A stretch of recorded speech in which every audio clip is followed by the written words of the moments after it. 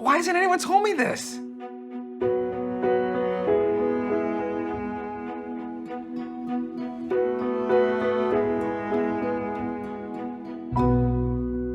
Comedian Fred Armisen came to me with a mystery.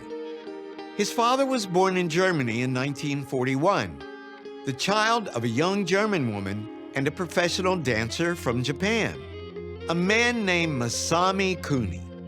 The couple never married and didn't stay together long. Indeed, Fred's father didn't even meet Kuni until he was an adult, and Fred himself knew almost nothing about his grandfather.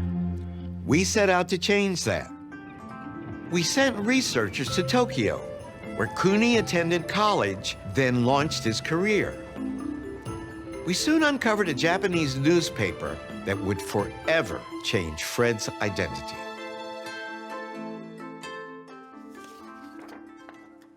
"1933. Turning to the world of dance, the debut performance of rising dancer Kuni Masami, original name Pak Young-in."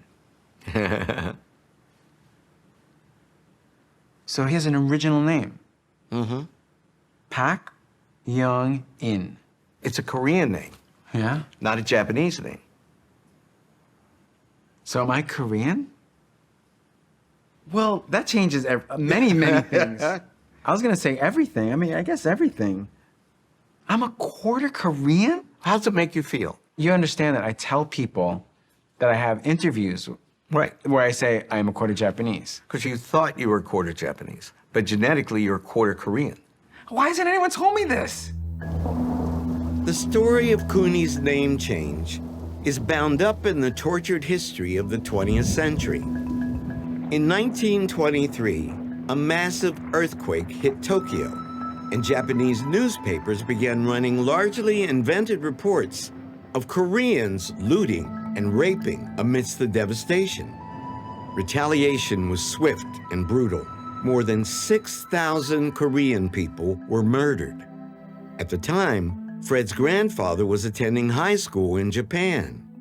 Suddenly, his life was in danger. Can you imagine being a teenager and knowing that you could be killed if people mistook you for one ethnicity or Yes. another? And these tensions between Japanese and Koreans exist to this day. It's the same old story, man. We know from every culture. You have an other and you demonize the Yeah. other, you Yeah. punish them, right? Yeah. So where did he get the name from? He began passing, quote unquote, just as he was trying to launch his professional career. There's a stage A name. stage name. Yeah. By the time he went to Berlin in about 1936, he had assumed a Japanese identity. He goes, I'm Japanese. There you go. Okay. That's the story. Okay. Does it change the way you think about your grandfather? And does it change the way you think about yourself? It changes the way I think about myself. Just because I think we all assign qualities to nationalities. So the fact that I love Japanese food, I just assume is like, well, it's because I'm part Japanese. You like kimchi? I guess I'll have to now. This is incredible. Incredible. Researchers told us that Kuni's family came from the Usan region in Korea. As it turns out, Fred still has relatives who live there, and they were delighted to tell us what they knew about Kuni. Your grandfather was a member of a family that was in the Korean upper class. Wow. His father was named Pak Nam-guk.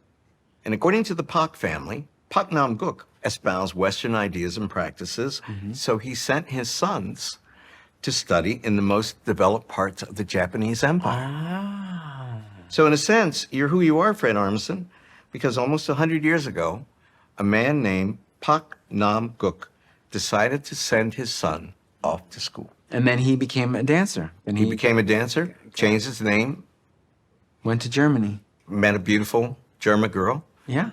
and they had an affair. Yeah. It's an amazing story. It's an incredible story. Yep. I can't believe it's taken this long in my life to know such a huge part of my genetic makeup. Discovering our ancestors can change our lives, helping us to understand more fully who we are, where we came from, and how we're all connected to a much larger world. To see more incredible family history stories, click here. And Thank you for watching.